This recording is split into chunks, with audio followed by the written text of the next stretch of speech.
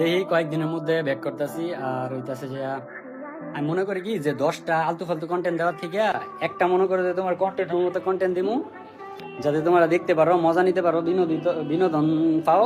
সবসময় চাই যে একটা সুন্দর করে এডিটিং করে প্রপারলি একটা ফাগলামি ভিডিও দিতে। তো ইনশাল্লাহ খুব শীঘ্রই দেখা হইতেছে। আর কামব্যাক কি রে কয় কামব্যাক? আমি কোনো জায়গায় গেছি যে আমি কামব্যাক করবো?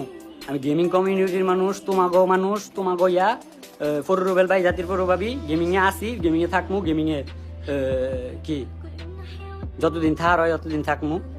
ফোন দিতে আছে আরেক জায়গা থেকে। যাই হোক গাইস, তো দোয়া করিও যাতে খুব শীঘ্রই সবকিছু ঠিকঠাক কইরা যাতে তোমাকে মাঝে আবারও আগের মতো ভিডিও দিতে পারি। আর হইতাছে তোমাকে নেহা আপু এতদিন অসুস্থ ছিল, তোমাকে নেহা আপুর লেগে সবাই দোয়া করিও।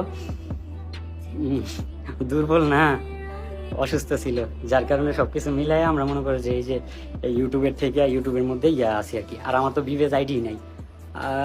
বিবেজ আইডি কি? আমার কাছে কোনো আইডি নাই যে আমি গেমের মধ্যে ঢুকবো। আমি কয়েক মাস ধরে গেমের মধ্যে ঢুকি না। তো দোয়া করো, হ্যাঁ, আল্লাহর কাছে সবই বালা, যেই পর্যায়ে থাই না কেন আল্লাহর কাছে শুকরিয়া আদায় করি, যাতে এমন প্রেশার যাতে আল্লাহ না দেয় যে যেটা সহ্য করতে না পারি। আবার আল্লাহ তো নিজেই কইছে যে এমন চাপ চাপায়া দিব না যে যেটা নাকি সহ্য করতে পারবো না। আমি কিন্তু ছোটবেলা থেকে এরকম গৃহবন্দী, ঘরের মধ্যে বন্দি কখনো ইয়ে করি নাই। তো এই জায়গায় অভ্যাসের দাস বানাই লাইছি।